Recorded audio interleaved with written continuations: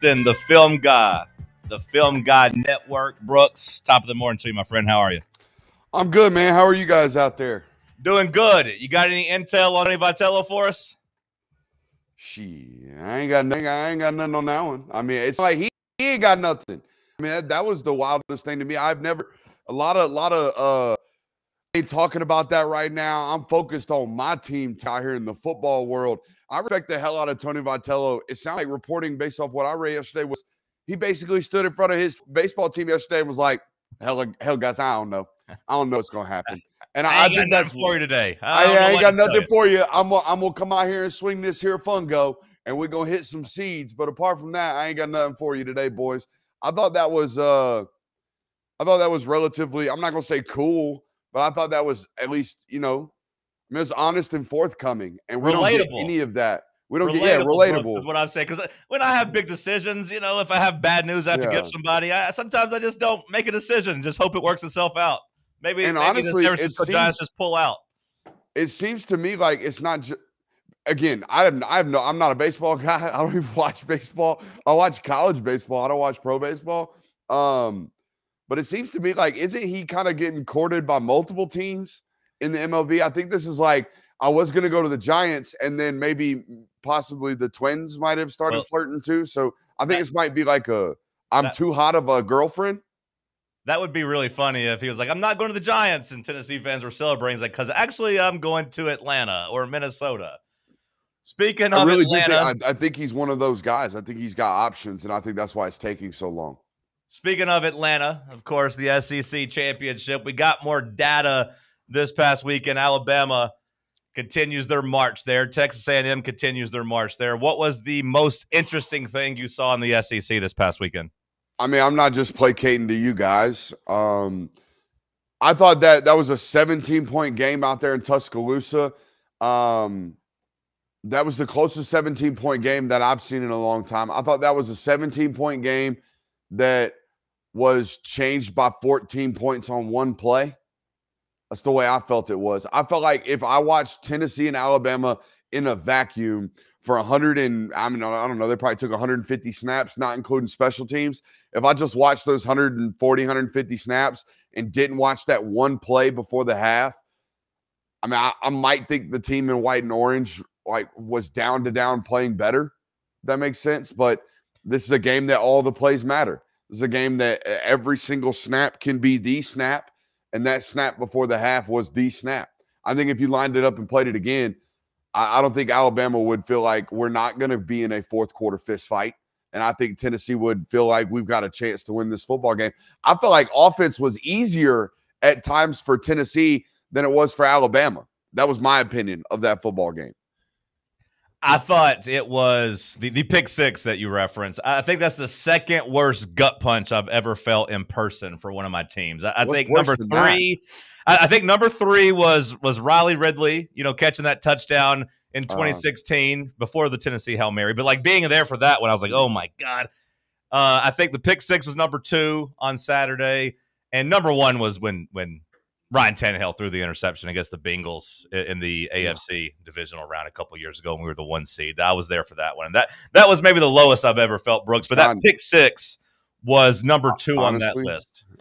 Honestly, you might be the only proud, outly spoken Titans fan I've ever encountered. So nice to meet you. You just popped a cherry for me. Not proud right now, Brooks. Not proud right now, but that's a different podcast for a different day.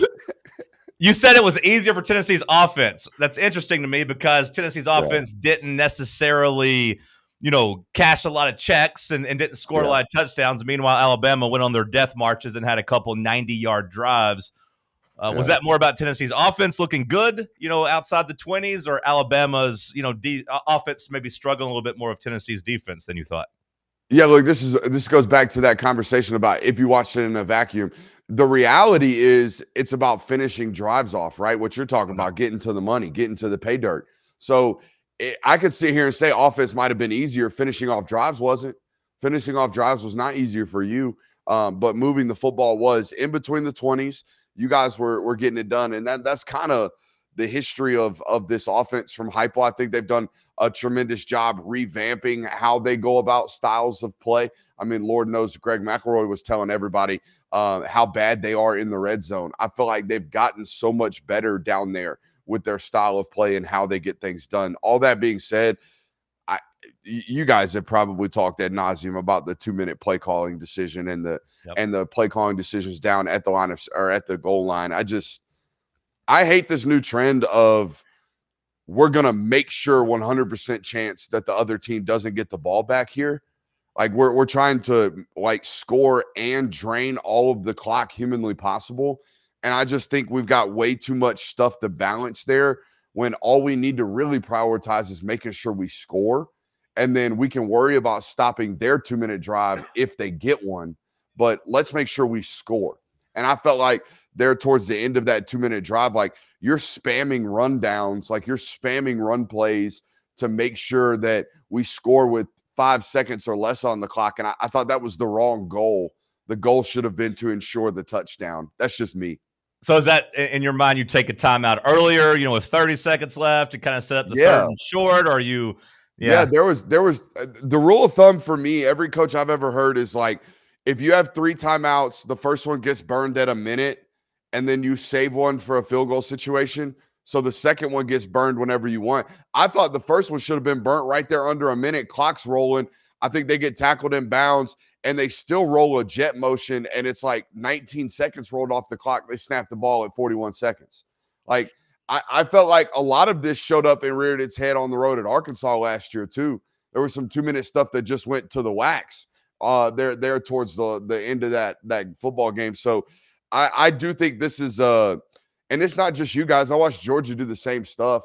I've watched other 2-minute offenses do the same stuff where they're like, hey, don't worry about scoring. Just make sure they don't get the ball back. And I'm like, nah, the score is kind of important right now. The score is kind of important right now. We've got to score. Let's ensure that. So it's not just you. It's you know who it is? It's probably the damn nerds' faults. It's probably their analytic goofs fault that we're doing this stuff. It's probably the nerds. Let's blame the nerds. Josh Heupel took the next step this offseason, kind of overhauling that offensive scheme, but you've talked about how there's no national champion coaches that are play callers. Is the next step for Heupel to kind of let go of that, to be able to focus on the small details of the game that are kind of becoming the difference on the road for this team? Look, I don't know how involved, Alex Golesh was when he was here, but it was pretty damn good when he was here. I'm not saying it's bad now. I mean, it's still Heupel's offense, and it was probably Heupel's offense under Golesh, but like Golesh seemed to have much more reign than Halsey. I mean, you guys are far more connected than I am. Who was the more involved play caller, Alex Golesh or what you got going on right now? It was so funny because, Heupel had just really gotten here. So, you didn't really know Golesh was here, then gone. Stuff. Yeah. Yeah. It's always felt like Heupel's offense to me. Like, there's been there's been some wrinkles there, but to me, it's Heupel's thing the whole time. I think quarterback run was probably a little bit more involved when Golesh was here, but that's probably what he is. You see that now at USF with Bynum Brown down there. Look, I make those comments, and I made that comment because I believe that, despite the fact that I like two of my favorite football coaches to study are Lane Kiffin and Josh Heupel, and I do think they have limitations. I think they're such good play callers and such good offensive minds that I am one who solely believes there's no way we can be the best of both. I don't think we can. If you could, Nick Saban would have done it. If you could be the best defensive coordinator humanly possible and be the best version of yourself as a head football coach, there is no way in hell that micromanaging SOB wouldn't have been doing it. I feel the same way about Kirby Smart. If Kirby Smart felt as if it were humanly possible to be the best version of himself as a head football coach and the best version of himself possible as a defensive coordinator, he'd be doing it. There's nothing that guy loves more than doing everything by himself. So in my opinion, we have to get to a point where we entrust other people to do those types of things. I feel this. Go ahead. Well, I was just going to say, are you seeing anything different when you see Josh Heupel on the road? Is that something that stands out? Because, here in Knoxville, people talk about his road struggles. Is there anything that jumps off on the film? Well, I mean, check with me. Offenses and pace offenses struggled traditionally on the road anyways. That's what it is. Because we're doing a lot of, right? We're doing a lot of, hey, we're going to false clap and then look to the sideline and coach is going to give us a new play.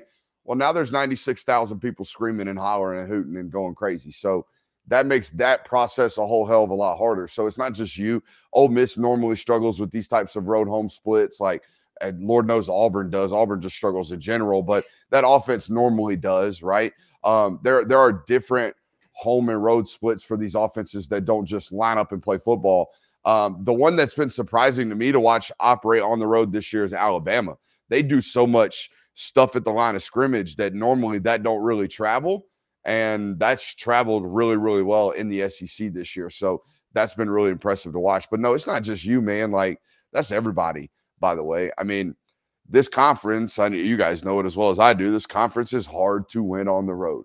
It's why I really do think we got to recalibrate like how we react and how we respond to these types of wins and losses, because we are in a league now that produces nothing but one-score football games. Yeah, yours was a 17-point game, but I just told you I felt like it was a 3-point football game this weekend. We have a conference that produces nothing but one-score games, so, you know, pucker up, get ready, try to win them in the margins. That's like it. That's all we can do. Is there anything Tennessee can do to clean up all the penalties? I mean, you talk about those offenses. It's harder on the road, and obviously you got all the fans screaming down at you, but it seems like consistently Heupel's teams are some of the most undisciplined teams that you see on a given week, or at least it feels that way in a Tennessee echo chamber. I mean, do you see that too? Well, let me ask you this. What are the – I don't watch you close enough. I watch you on all 22, so I don't even watch you on the TV copy all that much, like dedicated, like just watching Tennessee today. Let's go rewatch the TV copy and found out what the penalties are. What are the penalties? Are the penalties pre-snap or post-snap? Are they holds? Are they face mask? Or are they – hey, we got 10 men on there's the a variety. All of the above, Brooks. And, like, you know, Tennessee just has to stay on pace and on schedule, it feels like. And, you know, it feels like in a couple of these road games, it's just been like offensive pass interferences because Joey's throwing the screen pass a little too far up the line. It's a false start. That's not on. Is that on Joey or was that on the wide receiver? Because I felt like that ball missed him on his upfield shoulder, but it's supposed to. Like, we're supposed to carry that guy into where he's going. And if he is lined up 2 yards where he's not supposed to be, then that's probably on the receiver. Look, those little ticky-tack things, those could be things that get missed by the wayside because, yeah, your head coach is a little too involved calling plays. But what's he supposed to do? Is he supposed to, like, remind the wide receiver for the 27th time, hey, don't go past the line of scrimmage? Like, I don't know what we're supposed to do there. Like, what I have noticed, and again, I'm a guy who got his start in the Georgia space. I covered Georgia and only Georgia in terms of like going on Saturdays in person. And I watched a football team the last 2 years that I felt like consistently failed to execute. And this year they are not that. This year they are a football team that will, for 60 straight minutes, stare you in the face. And if you blink once, you're dead. And that's the way they play football. And they haven't always played that way. At least the last 2 years. When they were in their heyday, they had great football players and they played that way. Now they've got a top 5 roster and they play that way. I don't see that from Tennessee, but I don't know where that comes from. I really don't. If I had the answer, I'd be traveling around making millions as a consultant, giving the answer to every football coach because they're all looking for it. How do we find ways to win tight ball games and not make these self-inflicted wounds? I don't have the answer for you. And I don't think Heupel does. If Heupel had an answer, it'd be solved. Talking with Brooks Austin, the Film Guy Network on YouTube. Go subscribe.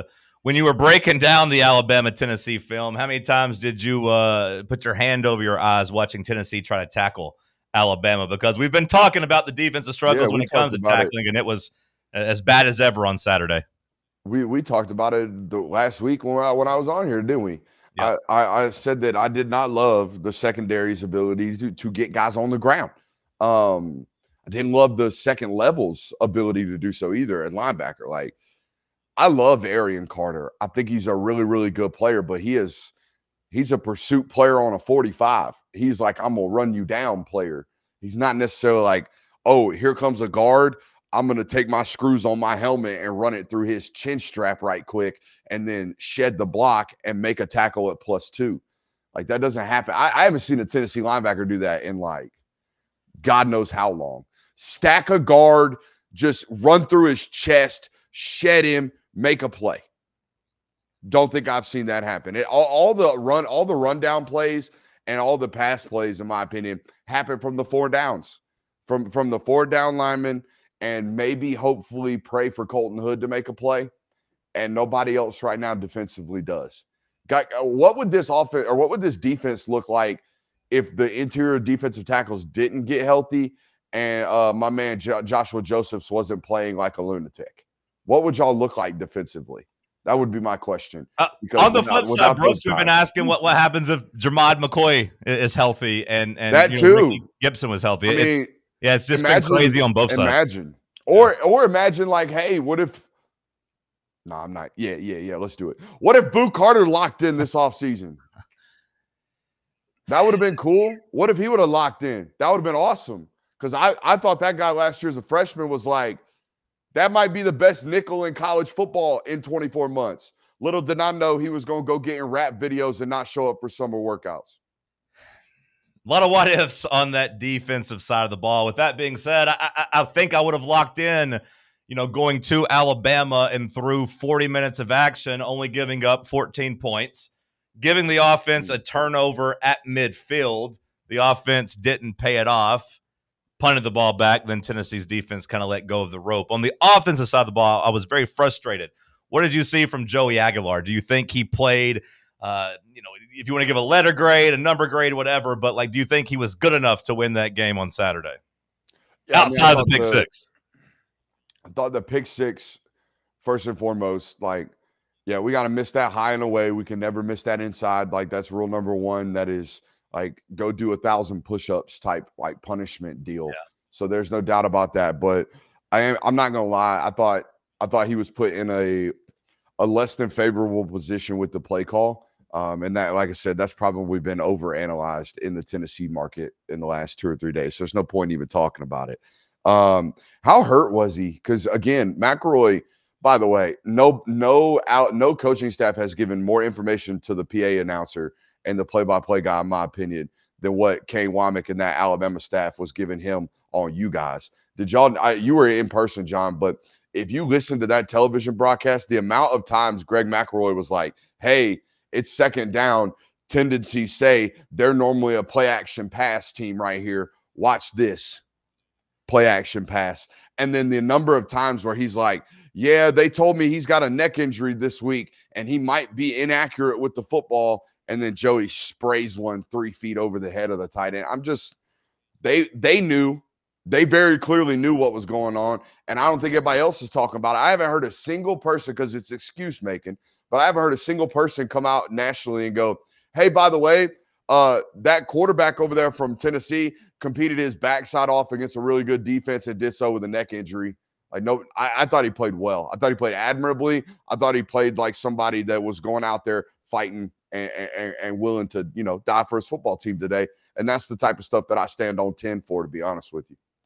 Has your perception of Tennessee changed? Because it sounds like you came out pretty optimistic. You said it was the closest 17-point game you ever saw, basically a 3-point game.